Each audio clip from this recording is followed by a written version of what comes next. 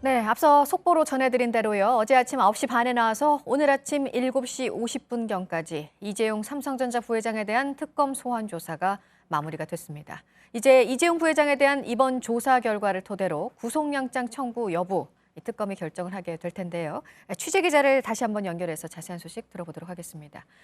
최규진 기자, 이재용 부회장이 조사를 마치고 이제 집으로 돌아갔습니다. 22시간이 넘는 조사를 받은 거죠? 네, 그렇습니다. 어제 오전 9시 30분쯤 특검 사무실에 출석한 이재용 부회장은 오늘 오전 7시 50분쯤에야 조사를 마치고 귀갓길에 올랐습니다. 약 22시간이 넘는 고강도 조사를 받고 나온 이 부회장은 쏟아지는 취재진의 질문엔 아무런 대답을 하지 않았습니다.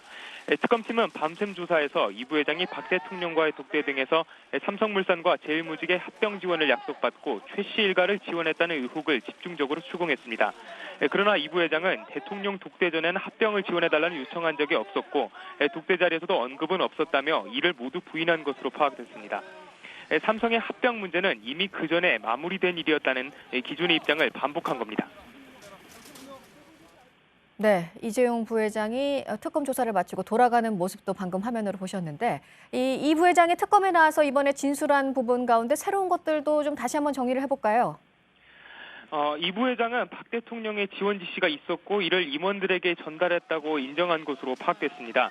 2015년 7월 25일 두 번째 독대 당시 박 대통령이 승마 지원이 제대로 되고 있지 않다면서 이 부회장을 질책하자 곧바로 긴급회의를 열어서 이를 임원들에게 지시했다고 진술한 건데요. 결국 박 대통령의 압박에 가까운 요구에 삼성그룹이 최 씨 일가에 수백억 원대의 자금 지원을 결정했다는 겁니다. 하지만 이 부회장은 실제로 이 돈이 지원된 방식과 실행 절차 등은 모른다고 주장했는데요. 앞서 어제 오후 2시엔 대한승마협회장이자 삼성 내에서 최 씨 일가 지원 실무를 담당했던 박상진 사장도 비공개 소환돼 조사를 받았습니다. 약 13시간가량의 조사를 마치고 귀가한 박 사장 역시 이러한 취재진의 질문에는 아무런 대답을 하지 않았습니다. 네, 아무래도 지금 가장 관심은 특검이 이재용 부회장에 대해서 구속영장을 청구할 것이냐 이거 아니겠습니까? 어떤 얘기들이 지금 나오고 있는 상황인가요?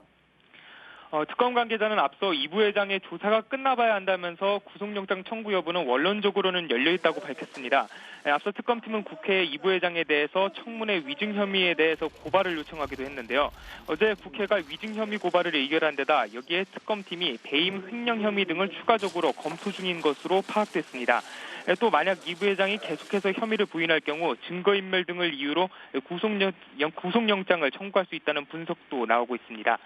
특검팀은 이르면 오늘 중 이 부회장 등 삼성그룹 수뇌부와 국민연금 관계자 등에 대해서 구속영장 청구 여부를 결정할 방침입니다. 지금까지 보도국에서 JTBC 최규진입니다.